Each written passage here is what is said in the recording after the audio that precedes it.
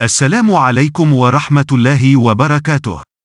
Jumpa lagi Sobat Nahdien semua dengan channel YouTube Amaliyah Warga NU. Kali ini kita akan menjelaskan tentang tradisi warga NU yang sering disesatkan dan dibid'ahkan oleh mereka, para pendakwah Salafi Wahabi, yaitu mengenai perjamuan makan kepada para pentaziah. Simak penjelasannya berikut ini.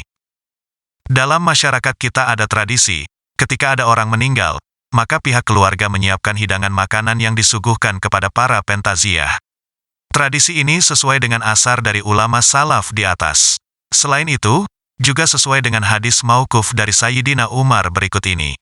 عن الأحنف بن قيس قال: كنت أسمع عمر يقول: لا يدخل أحد من قريش في باب إلا ودخل معه ناس. فلا أدري ما تأويل قوله حتى طعن عمر فأمر صهيبا أن يصلي بالناس 3 وأمر أن يجعل للناس طعاما. فلما رجعوا من الجنازة جاءوا وقد وضعت الموائد فأمسك الناس عنها للحزن الذي هم فيه. رواه الحافظ ابن حجر في المطالب العالية. Al-Ahnaf bin Qais berkata, aku pernah mendengar Umar berkata, apabila seseorang dari suku Quraisy memasuki satu pintu, pasti orang lain akan mengikutinya.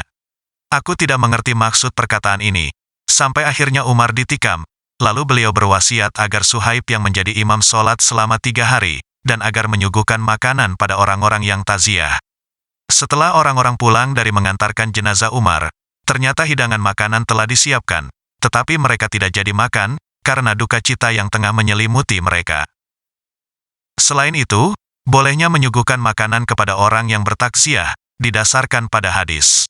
عن عبد الله بن عمرو رضي الله عنهما أن رجلا سأل النبي صلى الله عليه وسلم: أي الإسلام خير؟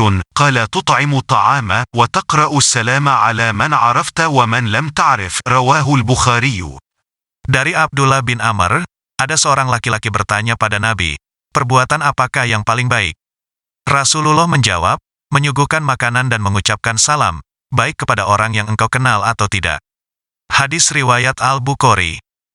Lebih jelas lagi, menyuguhkan makanan kepada orang yang bertaksiah itu, dijelaskan dalam hadis Nabi berikut ini.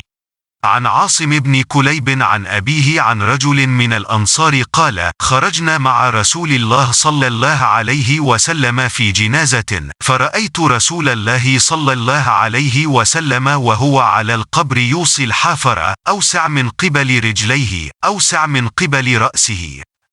فلما رجع استقبله داعي امرأته فجاء وجيء بالطعام، فوضع يده ثم وضع القوم فأكلوا، فنظر آباؤنا رسول الله صلى الله عليه وسلم يلوك لقمة في فمه ثم قال: أجد لحم شاة أخذت بغير إذن أهلها. فأرسلت المرأة قالت: يا رسول الله، إني أرسلت إلى البقيع يشتري لي شاة فلم أجد، فأرسلت إلى جار لي قد اشترى شاة أن أرسل إلي بها بثمنها فلم يوجد، فأرسلت إلى امرأته فأرسلت إلي بها، فقال رسول الله صلى الله عليه وسلم: أطعميه الأسارى. رواه أبو داود والبيهقي في دلائل النبوة انظر مشكاة المصابيح. Diriwayatkan oleh Asim bin Kulaib, dari ayahnya, dari salah seorang sahabat Ansor, ia berkata, saya pernah melayat bersama Rasulullah, dan di saat itu saya melihat beliau menasehati penggali kubur seraya bersabda, luaskan bagian kaki dan kepalanya. Setelah Rasulullah pulang, beliau diundang oleh seorang perempuan, istri yang meninggal. Rasulullah memenuhi undangannya, dan saya ikut bersama beliau. Ketika beliau datang, lalu makanan pun dihidangkan. Rasulullah mulai makan lalu diikuti oleh para undangan. Pada saat beliau akan mengunyah makanan tersebut, beliau bersabda, aku merasa daging kambing ini diambil dengan tanpa izin pemiliknya. Kemudian perempuan tersebut bergegas menemui Rasulullah sembari berkata, wahai Rasulullah, saya sudah menyuruh orang pergi ke Baki, suatu tempat penjualan kambing, untuk membeli kambing, namun tidak mendapatkannya.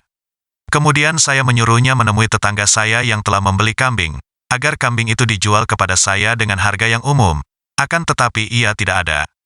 Maka saya menyuruh menemui istrinya, dan ia pun mengirim kambingnya pada saya.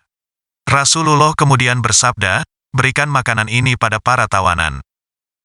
Berdasarkan hadis inilah, Syekh Ibrahim Al-Halabi berkata, hadits ini menunjukkan kebolehan keluarga mayit membuat makanan dan mengundang orang untuk makan. Jika makanan itu disuguhkan kepada para fakir miskin, hal itu baik.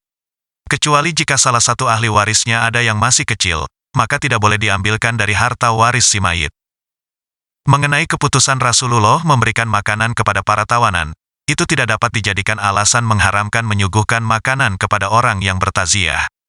Rasulullah menyuruh memberikan makanan kepada para tawanan, karena orang yang akan dimintai ridhonya atas daging itu belum ditemukan, sedangkan makanan itu takut basi. Maka sudah semestinya, jika Rasulullah memberikan makanan tersebut kepada para tawanan. Dan istri mayit pun telah mengganti harga kambing yang disuguhkan tersebut. Demikian adalah penjelasan tentang perjamuan makan kepada para pentaziah, semoga menambah wawasan dan kemantapan kita dalam melakukannya. والله الموفق إلى أقوم الطريق والسلام عليكم ورحمة الله وبركاته.